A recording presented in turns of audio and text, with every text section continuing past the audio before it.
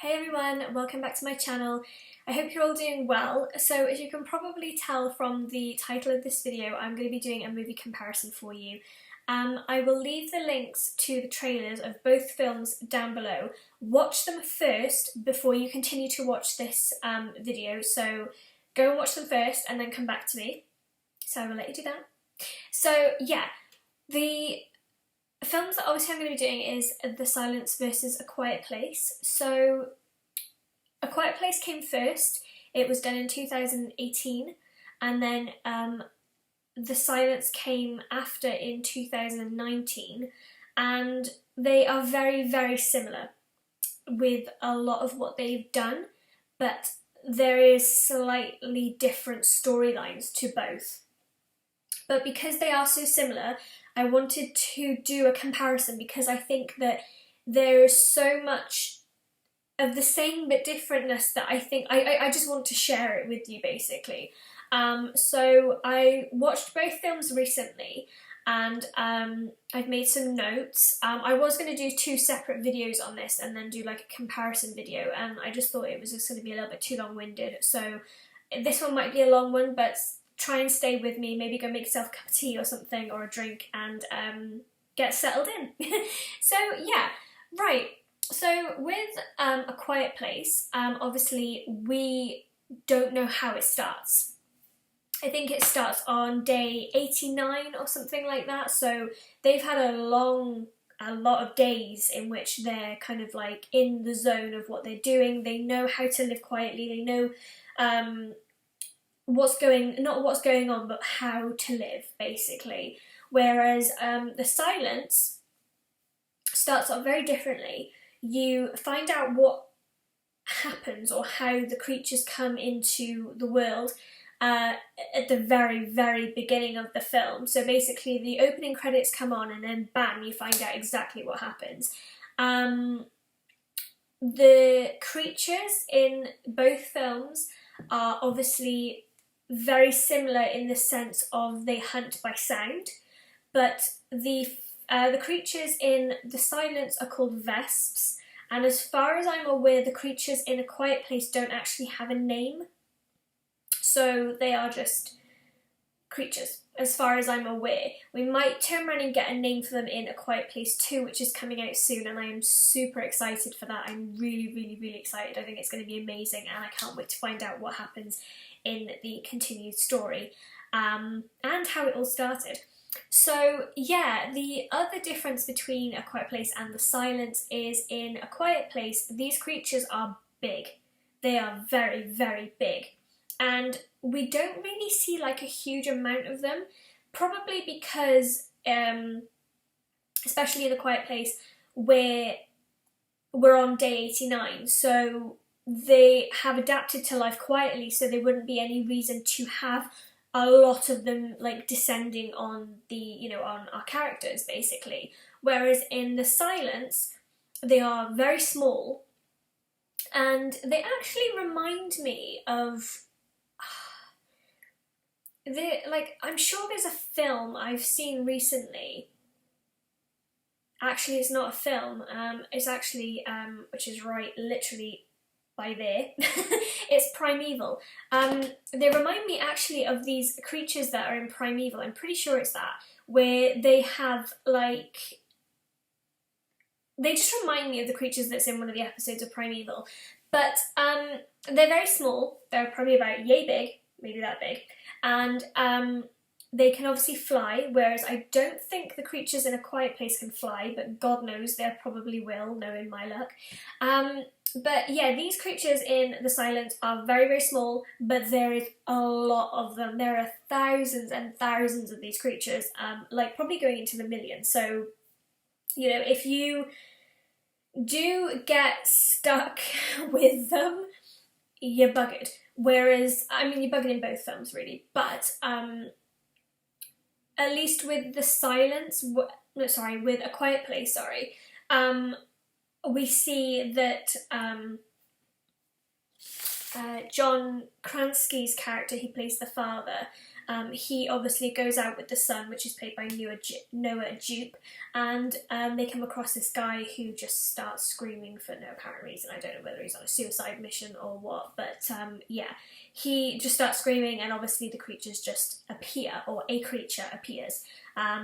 But because they ran away and they hid and they were so quiet, the creature obviously just is so endowed in and interested, not endowed, oh my god, so interested in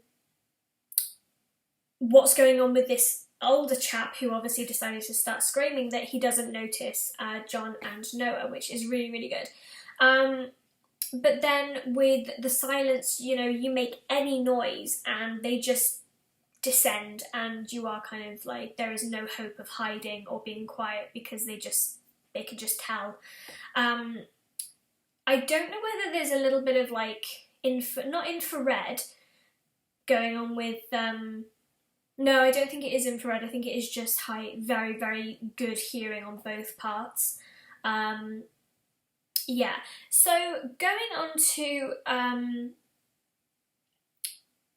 like, in regards to both stories and how many people are in the actual film. So obviously A Quiet Place, you have you have 4 people. That is it. You have obviously the guy who starts screaming, but obviously he doesn't last very long. So you have 4 people in A Quiet Place. In The Silence, you've got mum, dad, nan, uncle for a bit. 6 people. Then obviously you bump into the Reverend and his flock. So that kind of takes it up to 10 that you see in like the entire film. So again, there's not a huge amount of people in these films. They are kind of very snug in like characters. But that's fine because you kind of grow to love the characters a little bit more because you are constantly on them and what they are doing, how everything is going for them, if that makes any sense. So yeah, obviously both films have deaf characters in them. So in The Silence, you've got Kiernan Shipka. She is portraying a deaf person. Where in A Quiet Place, you have Millicent Simmons. Now, Millicent is actually deaf in real life, and I think actually having like a proper deaf person on a film, like when I say proper, I obviously mean like a real deaf person. I'm not really I'm digging myself a hole there, but I think it's better to have a real deaf person portraying a deaf person than having someone try to portray a deaf person who isn't deaf, because there is so much that we cannot portray of somebody who is deaf just by thinking, how would I portray this character because she cannot hear, and all this, that and the other. And also the fact that with Millicent, like, you know, she lives this every day. This is her life. You know, she cannot hear. Obviously she has a hearing aid, but she is deaf, which is really, really sad. But I just think it just gave the film such a bigger and better storyline, I think. I think you really kind of fell in love with Millicent's character, of how, because she's obviously very frustrated in the film because she can't hear, and you know, John Krasinski, who plays her father, he tries to mend hearing aids for her so it helps her to hear, but nothing works. You know, obviously we find out later on in the film that actually is their advantage. Not the fact that she can't hear, but the hearing aids. As you possibly know from watching the films. If you haven't, obviously please do watch these films because they are amazing. Yeah, I just, you know, obviously both casts had to learn sign language. I think the Silence cast only learned what they had to learn, but with A Quiet Place, there was a lot of sign language going on in this, and also there was a lot of sign language going on because of the fact that Millicent is deaf. And you know, if she's in the middle of doing a scene or she's about to go on to a scene and John Krasinski wants to get like her attention or say to her like, okay, take a step back and run in, or look shocked or start crying or whatever, you know, a director does to direct their cast, he would have to talk to her through sign language. So I do think in that respect, I think A Quiet Place probably does have a bit more of a better understanding of sign language than The Silence, but I'm not 100% sure. Because obviously I don't know because I wasn't there. The only other thing that I found really cute was Millicent and Noah. They play the two siblings in A Quiet Place. And now Noah actually learned a lot more than just your average what I need to know for sign language, because him and Millicent are actually really good friends, and he learned a lot of sign language so that he can speak to her whenever they meet up, or when they were hanging out on set waiting for their, like, you know, time to film or whatever they were doing. And I think that's really sweet, because I mean, I would love to learn sign language, but I think it's quite, I mean, I would think it would be quite a hard thing to learn. It might not be, it might actually be quite easy, but I'm not thinking it's going to be easy. But I think it would be probably a really handy thing to learn, and actually I think they should do this in schools where they teach sign language or have sign language as an option, because I think it could come in very handy throughout life, because, you know, one of your friends could go deaf, your family member could go deaf, you could meet a new friend that becomes your best friend who is deaf, you know, also in workplaces. You know, I work with the general public, and, you know, if somebody came in who was deaf, who wanted, you know, work done, etc., then I wouldn't be able to speak to them. I don't think anyone I work with knows sign language, I'm not 100% sure, but I just think things like that could be really handy, because one, it makes the person who is deaf probably feel a bit more comfortable and feel a little bit more maybe understood, and also instead of trying to talk really slow so that they can lip read, or maybe having to write everything down, you can just talk and they get it, and the communication between the two of you is a lot more, it flows, it's more understood, it's quicker, and yeah, I'm kind of going off on a ramble there, but I just think generally that they should teach sign language in schools, because it would just be, I just think it would be really good. So yeah, sorry, I went off on a major tangent there. So yeah, moving on. With A Quiet Place, no shoes. They didn't have any shoes as far as I'm aware. Obviously they must have in the very beginning, but then learned that, you know, shoes are a no-no. In The Silence, they do wear their shoes throughout the entire film, but with regards to storylines, with The Silence, there was TVs, to start with, and then there was just Ali with her iPad trying to find out what was going on that way. But with A Quiet Place, there is no TVs, there is no radio, there is no nothing, it's just dead silence, and just newspaper clippings, newspaper articles, things like that. With regards to the other thing that was quite, I mean, they both do it, but in very different ways.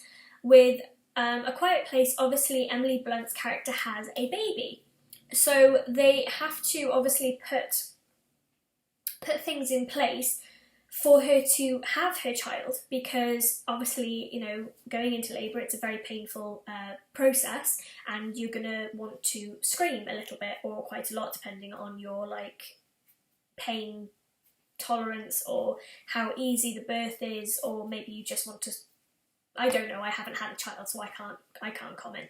But they put a lot of things in place for this, which is really good. So with regards to when Noah and John Krasinski go out hunting, or go out to check out things, make sure, like, because a lot of where they go, where they walk, they put sound down, which makes it obviously a lot more silent.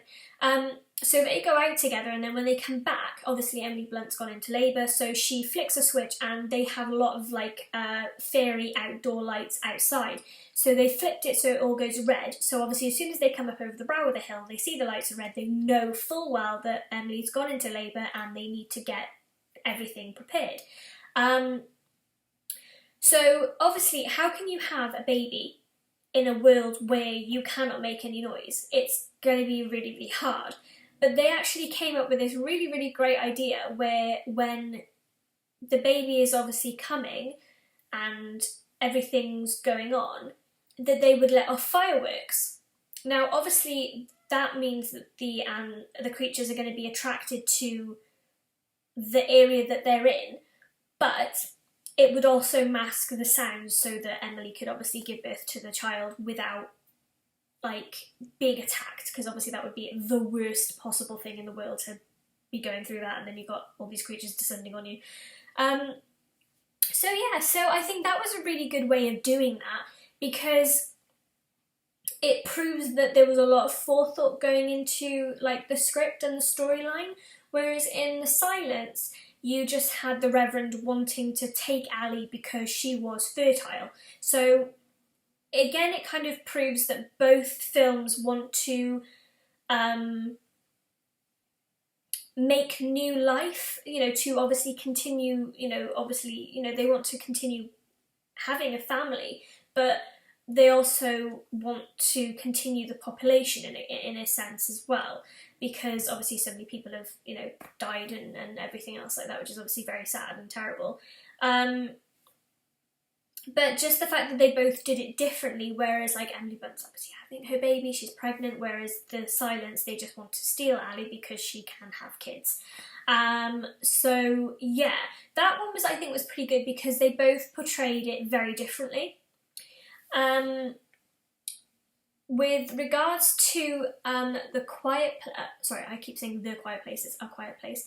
They adapt her life quite well. So they obviously play board games, but with very quiet counters, like little pom-pom things, and I'm not quite sure where else you see it in the film, I can't think of what they are now, but with quiet counters. And then you also have Emily Blunt teaching them like school, so they still have to do homework and do dishes, etc. So life still goes on, but in a very quiet way. Whereas on The Silence, they adapt to quiet life in the sense of they have a deaf child, so they know how to live in silence, they can do sign language, but there's not really any... You don't see them trying to adapt.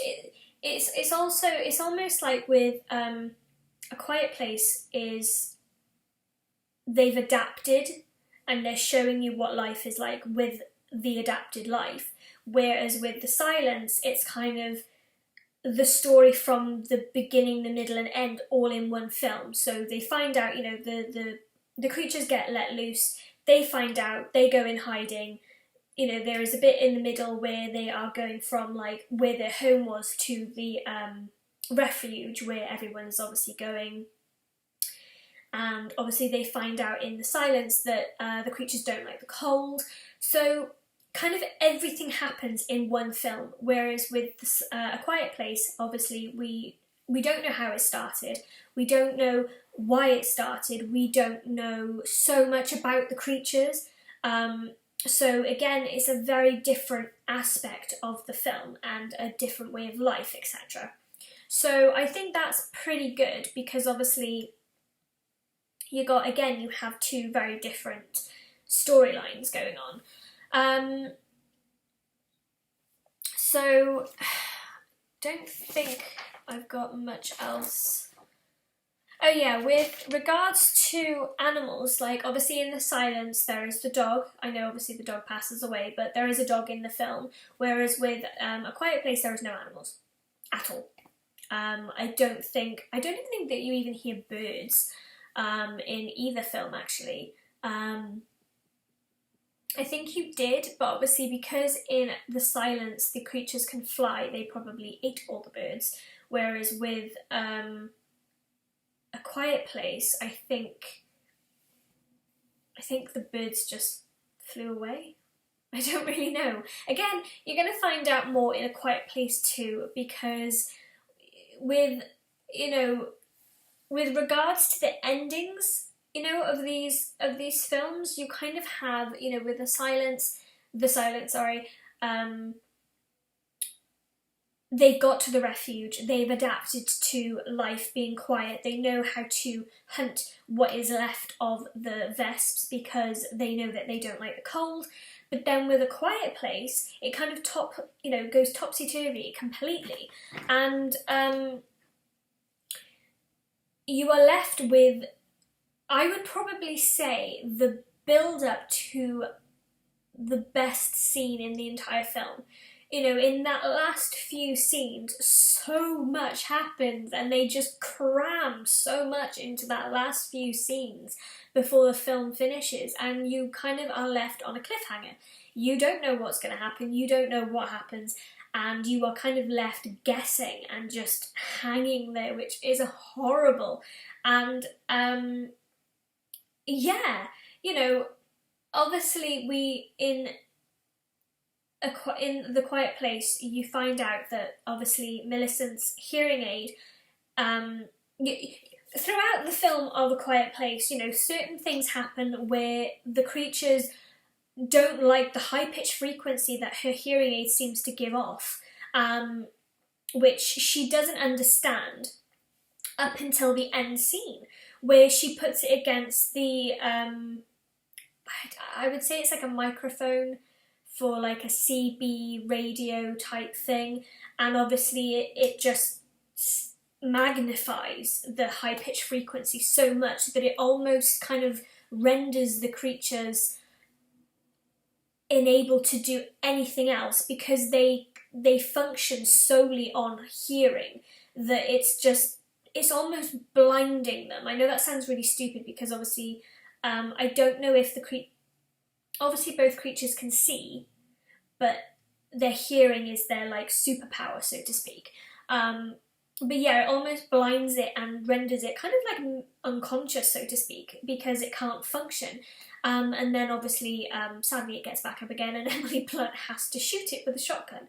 She kills it, but the cameras that John Krasinski obviously has put up to keep an eye on everything, sadly, you see them all descending. You see quite a lot. I mean, I would probably say, if I remember correctly, there's probably about 4 or 5 running like into, you know, where the noise is. So you kind of think, oh my god, how the hell are they going to get out of this? Because they are in a basement. So there is no way there's nowhere they can go. There is 4 walls and a stairs, and obviously these things are going to come down the stairs. So you don't know how they're going to get out of this.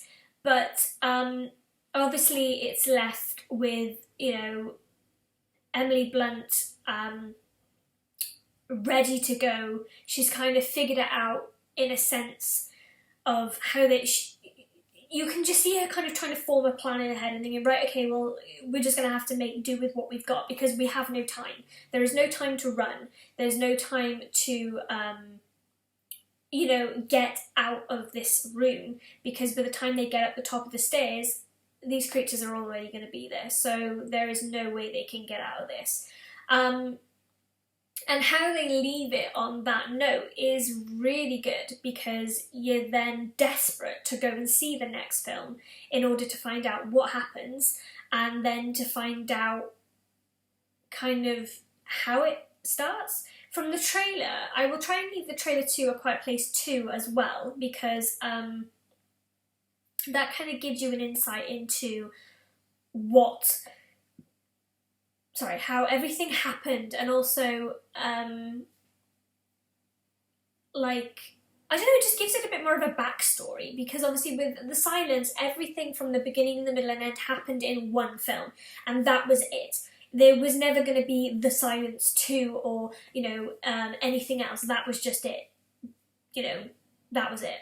So with, obviously, A Quiet Place, I don't think we knew there was going to be A Quiet Place 2, but I think we always hoped that they were going to do another one. I think it would have been really horrible of them to just leave it there, but obviously they don't, which is great. And they bring back our dearly beloved characters. So obviously you're going to have Emily Blunt, Millicent Simmonds and Noah Jupe. I think that's how you pronounce his surname. Yeah, that's it. And obviously, yay, John Krasinski comes back for the start of the film as well, where it kind of, or whichever part of the film, where they show the beginning. So that's great, because obviously it's really sad that John Krasinski dies in A Quiet Place. One, because he obviously had to sacrifice himself to save his kids. But just that, again, the way that they portrayed that was just, oh, it really pulled on your heartstrings. You couldn't help it. You fell in love with his character and his, like, you know, his zest for life and to protect his children and everything else like that. And just obviously the way it happens, because like we said, Millicent is obviously very frustrated during the film, and there's that tension between the two of them where she wants to help out. She knows that she can do things, but it's not because he doesn't trust her or believe her or love her. It's because he loves her that he says, no, you have to stay here with Mum. Me and you know, your brother will go out and do the things that need to be done, because it's like, you know, not the man's thing to do, but it's what us boys are going to do. And also it is to protect her, because she cannot hear, so, you know, she could make a noise and not know about it. So it's that frustration where, you know, she desperately wants to hear to help out and to be a little bit more normal. And, you know, you do have that scene where Noah and John are kind of talking, or their characters are talking, and he is like, you know, the brother's like, you know, do you love her? And the dad's like, well, of course I do, she's my daughter, like, of course I love her. And Noah's character's like, well, maybe you should tell her, like, she doesn't kind of feel that you do love her in that sense, you know, because of the whole tension. And then obviously just before he dies, he's like, he signs to her that he loves her. And obviously it is the most soul-destroying scene. Like, honestly, it made me cry so much, because I was like, oh my god, like, I really love this character and now he's dying. And they're about to kind of have that connection where they're kind of like, oh, you know, I love you and I love you, and oh, it's very, very heartbreaking. It's horrible. But, yeah. So there's not really much else I can really say about these two films, other than, you know, we've gone over the similarities between the two.